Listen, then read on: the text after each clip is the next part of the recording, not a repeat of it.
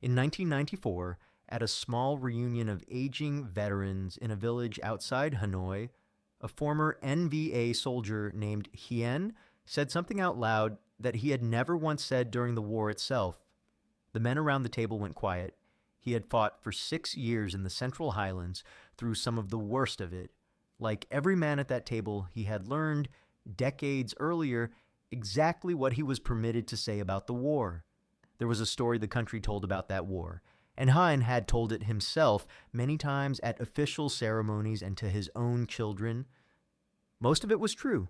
Some of it was the kind of true that leaves things out. That evening, with the tea going cold and nobody official in the room, he told a different piece of it. He talked about the plane, not by its official designation, which none of the men at that table had ever used or even known. He used the name that had passed among frightened soldiers a generation earlier, whispered on radio nets and around cooking fires. Puff, the Americans called it, and somehow, through years of contact and captured chatter, the name had crossed the lines and stuck in Vietnamese mouths too. And Hien said, quietly, that of everything the Americans had brought against them, the bombers, the artillery, the helicopters, that was the one that still came back to him. Not the biggest, not the deadliest, by the raw numbers, the one that still visited him 40 years later, on nights when sleep would not come. The other men at the table did not look surprised. One by one, in the hour that followed, they said versions of the same thing, each in his own words, none of it rehearsed, none of it matching the version of the war any of them had told in public for decades. Hein could not know, saying it out loud that evening, how many other reunions across that country were producing the same quiet confession. That is the story of what these men actually said about that aircraft. Once the war was finally, truly over, and there was no one left to perform bravery for. Now let me show you what 40 years of silence had been holding back. If a story like this matters to you, if the men who lived it on both sides deserve to be remembered, a like and a subscribe help it reach the people who care. It takes 1 second. These are the stories the history books leave out. Now, to understand what these men finally said, you first have to understand what they had been unable to say for the 4 decades before that. And you have to understand why the silence itself was its own kind of wound. To understand why it took Hien nearly 30 years to say something so simple out loud, you have to understand the particular relationship between memory and duty in the country he came home to. It left little room for a story like his. The war Hien had fought was, in the official telling that shaped public life for decades afterward, a story of a righteous and united people overcoming a foreign aggressor through sacrifice and unbreakable resolve. This was not simply propaganda in the cynical sense. For many of the men who told it, it was also sincerely felt, a genuine pride in an extraordinary collective achievement against overwhelming material odds. But a story built around resolve and inevitability has limited room in it for individual terror. It has little room for the specific memory of nights spent paralyzed with a fear that never fully resolved into anything a man could act on. That kind of memory did not fit the shape the war was supposed to have. Men who had lived through it learned, early and thoroughly, which parts of their own experience belonged in public and which parts did not. So there developed across an entire generation of veterans a kind of practiced selectivity about their own memories. At ceremonies and interviews and the stories told to school children, the war was heroic. It was mostly true. And it was also curated the way every nation's memory of its own wars tends to be curated by men who understood which stories served the larger purpose and which stories complicated it. A story about being reduced to helpless fear by an American aircraft did not serve the larger purpose. It sat awkwardly beside the version of events the men themselves had helped build. Picture one of those ceremonies, because it is where the official version was performed most completely. A school courtyard, rows of children in uniform, a veteran standing at a small podium with a prepared text he knows almost by heart. He speaks of sacrifice, of unity, of a cause worth any price, and every word of it is sincere. He believes it. He also knows, standing there, that the children in front of him are receiving a version of the war built for a specific purpose, to give them something to be proud of, something to carry forward, not a full accounting of what any one man actually felt on any one night. He is not lying to them. He is doing a job the country has quietly assigned him, the same job every veteran of his generation has been doing at ceremonies like this one for decades, and he does it well because he believes in its purpose even as he understands its limits. Picture what that selectivity actually felt like from the inside, year after year. A veteran stands to speak at a school or a commemoration, and he has a version of the story ready, worn smooth by repetition. It comes out easily because he has said it so many times before. Somewhere behind that version, unspoken, sits the other memory, the specific night, the specific sound, the specific fear that never made it into any of these tellings. He does not lie exactly. He simply reaches automatically for the version that fits and leaves the other one exactly where it has always been. And there was a more private reason for the silence too, one that had nothing to do with official narratives at all. Fear is a hard thing for a soldier to admit to in any army, in any country, at any point in history. The men who had frozen or shaken or lain awake, replaying the sound of an aircraft circling overhead, carried an ordinary, universal soldier's shame about it. This sat layered on top of whatever the official story required. To say out loud, decades later, that a machine had frightened you more deeply than the deaths of comrades felt to many of these men like admitting to a weakness they had spent their whole post-war lives trying not to be defined by. So the silence had two sources, tangled together until they were hard to separate. What the country needed the war to have been, and what a soldier needed himself to have been. Both pushed in the same direction. Both kept a specific, quiet fear locked away for decades, told to almost no one, until men old enough to no longer care very much what anyone thought of them finally began to say it out loud. When the silence finally broke in the 1990s and into the 2000s, as this generation of veterans aged into their 60s and 70s, what emerged was strikingly consistent across men who had served in different units, in different provinces, years apart from each other. They did not, for the most part, talk first about the firepower, though the firepower was real and had been devastating. What they talked about, again and again, was the waiting. The particular specific dread of a night when the aircraft was known to be operating somewhere in the area, and a man simply had to sit with that knowledge, unable to do anything about it. Several of these accounts describe a specific physical memory, a tightness in the chest, a coldness that had nothing to do with the jungle's actual temperature. It returned, unbidden, decades later, whenever a low aircraft passed overhead on some ordinary peacetime afternoon.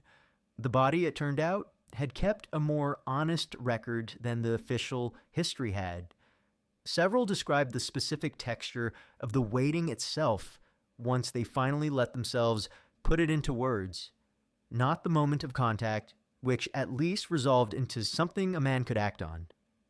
The hours before it, lying still, listening to a distant engine that might be circling toward your position or might be moving away with no way to know which and no way to do anything but wait for the answer.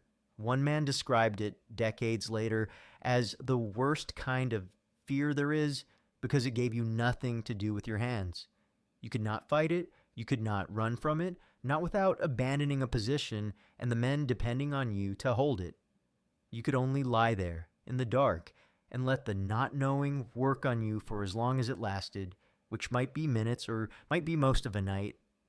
Picture one of these men, an old farmer by then, standing in his own field decades after the war, when a crop duster passes low overhead on some unremarkable morning. His hands stop moving. His chest tightens in a way he has not chosen and cannot explain to the grandson standing beside him. It passes in a few seconds, the plane continuing on its harmless errand, and he goes back to his work. He does not mention what just happened because there is no ceremony for this, no ritual language that makes room for it. It is simply a private, recurring fact of his body. Decades after the war supposedly ended for him, they talk too about something more complicated than simple fear, and this is the part that surprised even some of the other veterans hearing it for the first time. Several described a kind of reluctant, uncomfortable respect for the machine and the men who flew it. It was a feeling they had never been able to voice during the war itself, when the correct posture toward anything American was contempt or defiance, or at minimum, a studied indifference. Decades later, freed from that requirement, some of these men described the aircraft almost the way a rival craftsman describes a beautiful piece of dangerous machinery.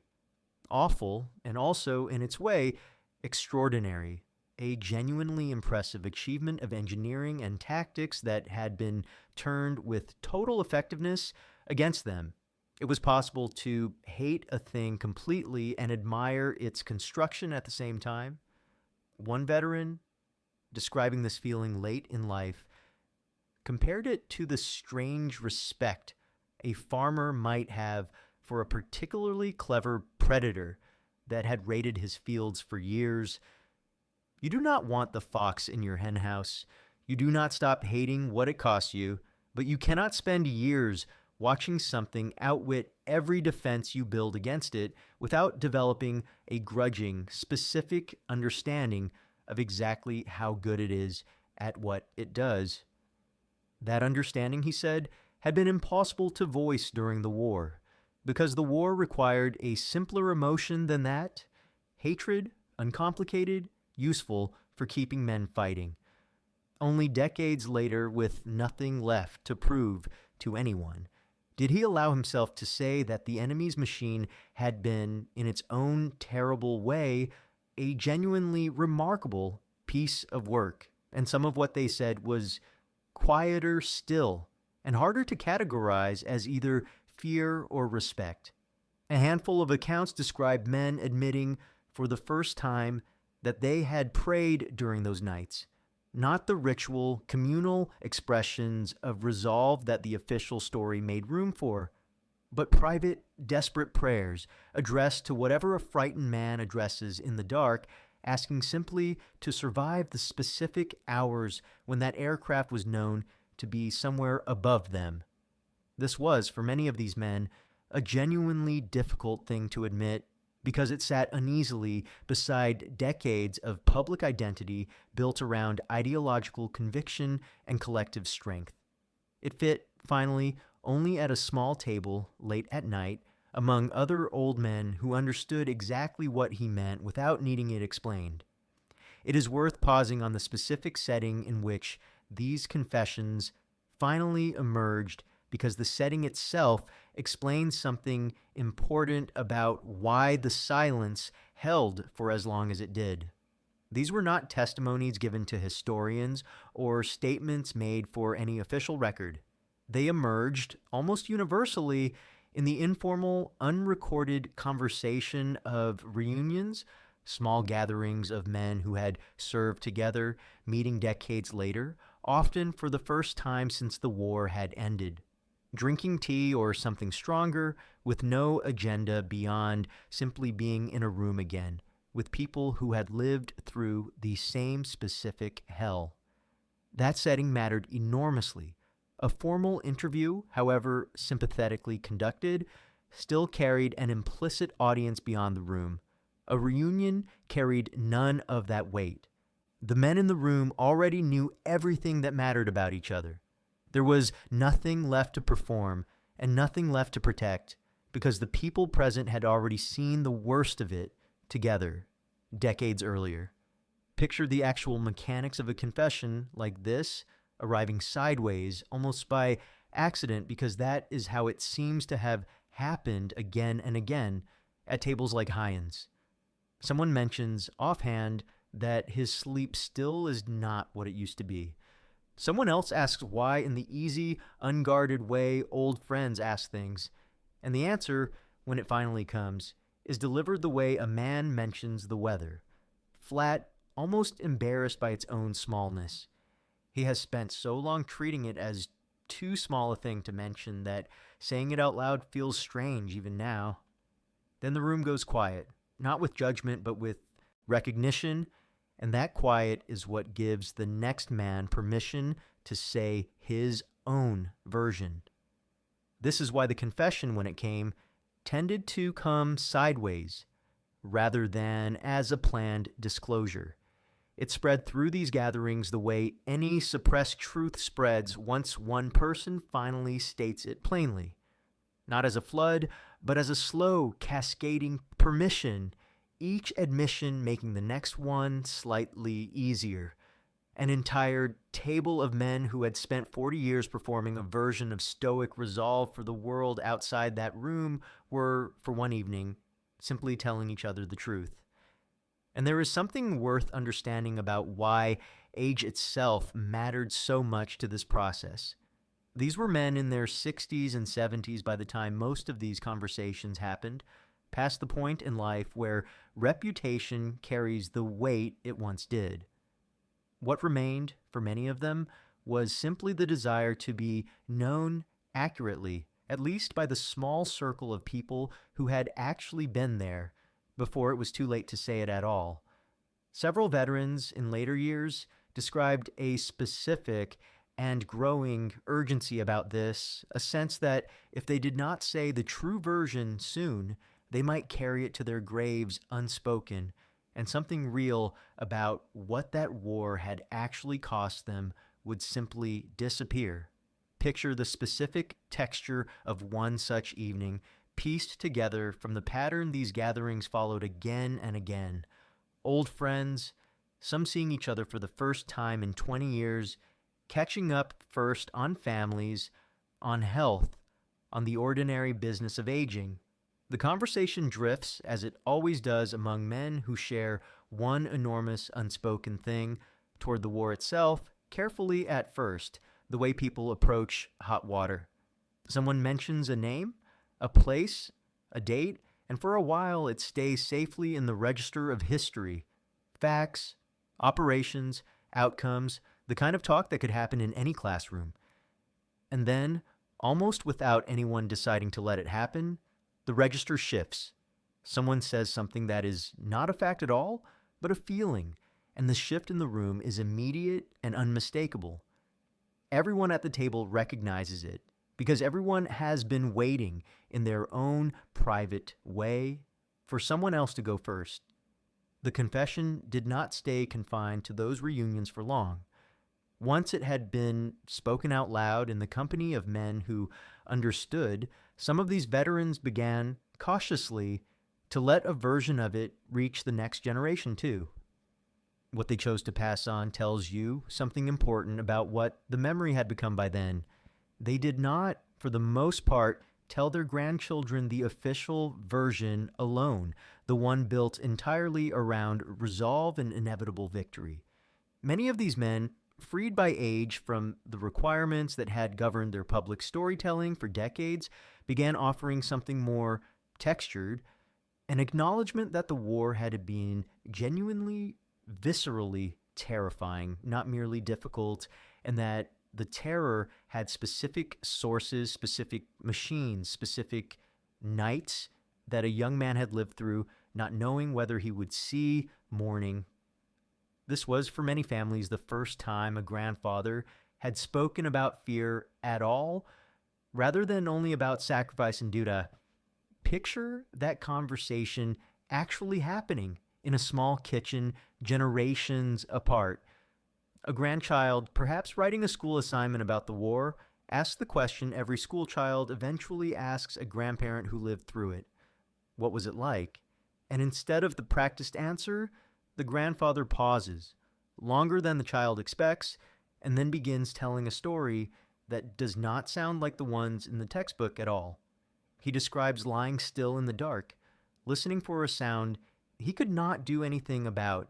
He describes what fear actually felt like in his own body, in words a child has never heard an old soldier use before.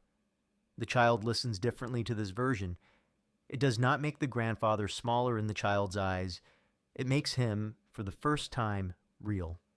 What several of these veterans emphasized in these later, quieter conversations was not the machine itself, so much as what surviving it had actually required. They wanted their grandchildren to understand that courage, in their actual experience, had rarely felt like the confident, unwavering thing shown in official commemorations. It had felt, most of the time, like functioning anyway, while thoroughly afraid because the alternative was letting your comrades down. This was, in its way, a more demanding and more honest definition of courage than the one these men had grown up being taught to project. And there was something else many of these men wanted passed down, something that had nothing to do with heroism at all. Several accounts describe grandfathers telling their grandchildren plainly that they hoped none of them would ever have to learn what that particular fear felt like. The point of telling the story, honestly, terror included, was not to glorify what they had endured, but to make sure the next generation understood exactly what war actually cost the people who lived through it. This is a very different lesson than the one embedded in the official commemorations, and it came almost without exception from men in the last years of their lives. Not every grandfather found this easy, and it is worth being honest about the hesitation many of them felt before speaking at all. Some worried genuinely that telling a young person the harder version of the story was a kind of burden they had no right to hand down, that their grandchildren, growing up in peacetime, deserved the simpler inheritance of pride rather than the complicated weight of inherited fear. A few decided, in the end, to say nothing further than official version, judging that the fuller truth belonged only to the men who had earned the right to hear it by living something similar themselves.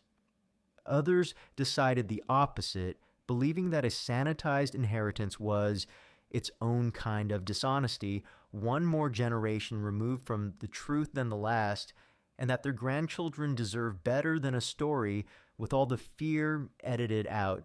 There was no single right answer, and the men who wrestled with the question did so for the most part alone, without any established tradition to guide them, because their own fathers and grandfathers from earlier wars had faced the same silence and made the same difficult, private choices without leaving behind any clear model to follow. It would be tempting to treat this late honesty as a simple correction to history, a moment when the true story finally replaced the false one. That framing would be both too simple and not quite fair to anyone involved on any side of the story. The heroic version of the war that these men had told for decades was not, in any straightforward sense, a lie. The sacrifice was real. The resolve was real. Millions of people did endure years of overwhelming material disadvantage and, by any honest accounting, achieved something extraordinary in doing so. The later, more candid admissions about fear and dread did not erase any of that. They simply added texture that the earlier, necessarily simplified public story had not had room for. A nation building a shared account of a costly, unifying struggle is doing something different from a historian assembling a complete and nuanced record, and it would be unfair to treat the first task as a failure simply because it was not the second. At the same time, it would be dishonest to pretend this candor came without real cost, paid by the men who carried the unspoken version for so long. Decades of maintaining a public story that had no room for private terror is not a neutral act. Several of the men who eventually spoke more openly described the relief of finally doing so in terms that suggested real accumulated weight, a burden carried far longer than it needed to be, sustained by a set of expectations that, in retrospect, none of them had ever fully agreed to, but had all quietly enforced on each other and on themselves. The heroic story served the nation. It did not always serve the individual men who had to embody it in public for the rest of their lives while carrying something more complicated in private.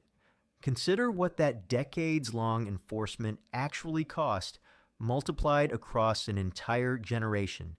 Every man at Hein's table had spent roughly 40 years believing wrongly that he alone carried this particular unspeakable memory. In fact, nearly every man beside him carried a version of the same thing, kept silent for the same reasons, enforced by nothing more solid than an unspoken assumption that everyone else had somehow found a way to be braver about it than he had. That is an extraordinary, quiet waste. 40 years of needless isolation suffered by men who would have found real comfort in each other decades earlier if any one of them had simply spoken first. And it is worth being honest, too, about the limits of what has actually changed. This candor spread, in the main, through informal, undocumented conversation among aging veterans, not through any formal reckoning with the war's full emotional cost.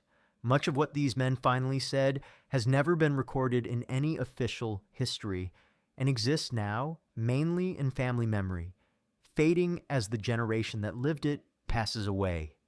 The public story of the war, for most of the country, has not been substantially revised by these private confessions. What changed was smaller and more personal. A handful of old men in the last years of their lives finally telling each other and sometimes their families something true that the war had required them to keep to themselves. And it is worth naming plainly that not every veteran reached this point at all. Some carried the unspoken version to their graves, never finding the room or the men or the occasion that made saying it feel possible. This was not necessarily a failure of courage on their part. Some simply never had the specific kind of reunion with the specific kind of trust that seems to have made this candor possible for others. Their families remember only the official version, told consistently and without variation for an entire lifetime. And there is no way now to know what those men actually carried, or whether they, too, lay awake at some point in their old age listening for a sound that was never coming again. The stories collected in this account represent only the men who found their way eventually to saying it out loud. They are not the whole picture, only the visible edge of something almost certainly larger. Hien lived another 2 decades after that evening at the reunion. In the years that followed, he thought often about what had changed the moment he first said the words out loud and why it had taken him so long to say them. He came to believe, looking back, that the fear itself had never actually been the problem. Every man he had served with had been afraid in that specific and particular way of that specific and particular aircraft. And he had known this at some level even during the war itself, without anyone ever discussing it directly. The problem had been the silence around the fear, the decades spent believing wrongly that admitting to it would somehow diminish what he and the other men at that table had actually endured. He came to think the opposite was closer to the truth. Saying it out loud did not diminish the courage. It clarified exactly what the courage had actually consisted of, which was not the absence of fear, but the willingness to keep functioning inside it for years without ever being allowed to say so. He thought, too, about his own grandchildren and what he had chosen to tell them once he finally allowed himself to tell the fuller version. He had watched their faces change as he described the specific dread of those nights, the way the official story of resolve had never quite prepared them for. He did not think this made them respect him less. If anything, he came to believe it did the opposite. A story about a man who was simply brave, without complication, was a story that asked nothing of the listener beyond admiration. A story about a man who was terrified and functioned anyway asked something harder of the people who heard it, an understanding that courage, real courage, is built out of exactly that combination. And he came in his final years to a settled peace with the specific, strange fact that an aircraft, of all things, had been the thing that stayed with him longest. Longer than the deaths he had witnessed, longer than his own wounds, longer than almost anything else the war had done to him. He no longer found this embarrassing the way he once had. He came to understand it instead as simply true. One particular specific shape that fear had taken out of all the shapes it could have taken in a war with so much to be afraid of. There was nothing shameful in finally saying which shape it had been, decades after anyone needed him to pretend otherwise. In his very last years, when his health had begun to fail, and the men from that reunion table had begun, one by one, to pass away, Hyen found himself returning often to a single regret, small in the scheme of everything the war had cost him, but persistent. He wished he had said it sooner, not because the saying itself had changed anything about the war or about what had happened to him during it, but because he had spent 30 years assuming he carried something uniquely shameful alone, when in fact nearly every man he had ever served beside was carrying some close cousin of the same thing, waiting for the same permission he had eventually given himself. 30 years of unnecessary isolation, he came to think, was its own kind of casualty, quieter than the ones counted in any official record, and he found himself hoping in his final years that the men still living might not wait as long as he had to say whatever they were still carrying alone. Here is what those late, quiet confessions at reunions across an aging generation actually revealed, and why it took so long for anyone to say them out loud. Every nation that fights a long, costly war eventually tells itself a story about that war, and the story, for as long as it needs to do its work, tends to simplify. It has to. A story built to unite a grieving, exhausted country after enormous sacrifice cannot easily carry every private terror its participants actually felt, because that is not, in the end, what the story is for. It is for meaning and resolve and the difficult, necessary work of turning collective suffering into something a nation can carry forward.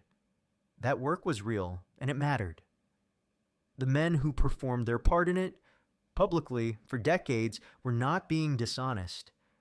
They were doing something a country needed from them at real personal cost, for far longer than anyone should reasonably have to. But somewhere underneath that public story, in the private memory of the men who actually lived the war, rather than merely narrated it afterward, a more complicated truth kept waiting patiently for a moment when it would finally be safe to say. That moment came late for most of these men, not in any dramatic reckoning, but in small rooms, among old friends. Once age had quietly dissolved the pressures that had kept the fuller story locked away for so long. And what came out, when it finally did, was not a repudiation of everything they had said before.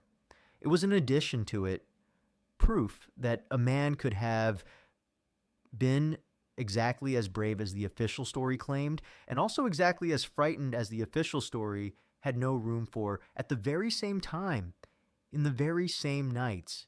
The aircraft they finally spoke about, honestly, was never really the whole point, though it was real, and it was terrifying, and it deserved to be named plainly after 40 years of silence. The real point was what saying its name out loud represented. The slow, late, hard-won permission these men finally gave themselves and each other to admit that courage and fear had lived together in them the entire time, inseparable, and that pretending otherwise for 4 decades had cost something too, quietly, that nobody had ever properly accounted for until men old enough to stop caring what it cost them finally decided to say it plainly. Think about how many other silences in how many other countries follow this exact same shape. Every war produces a public story built for the living, and every public story leaves something out because that is what public stories are for. And in small rooms decades later, among people who no longer need to perform anything for anyone, the missing pieces tend to surface, quietly, one at a time, in conversations nobody records and nobody plans. This is not unique to one war or one country or one aircraft. It is simply what happens to the truth when it finally runs out of reasons to stay hidden. Hien said the words out loud in 1994 at a small table to men who understood exactly what he meant without needing it explained, and the room went quiet in the particular way that meant he was not alone. That quiet was 40 years in the making. It was not weakness, finally admitted. It was the truth, finally allowed to be as complicated as it had always actually been. Now you know what these men really said once there was no one left to perform bravery for but each other. Thank you for staying with this story all the way to the end. These are the histories worth keeping, not just the famous battles with their famous names, but the quiet, late confessions that took decades to reach the surface on both sides of that long war. If it meant something to you, a like genuinely helps. It tells the algorithm that this kind of history matters, and it helps these videos find the people who care about them. If you're not subscribed yet, now is a good time. Hit subscribe and the bell so you never miss a new one. I would love to know where you are watching from today, and if someone in your family served in Vietnam, on any side, in any unit, tell me about them in the comments. Every one of those men carried a story like the one you just heard. Most of them never told it. This is how we make sure they are not forgotten.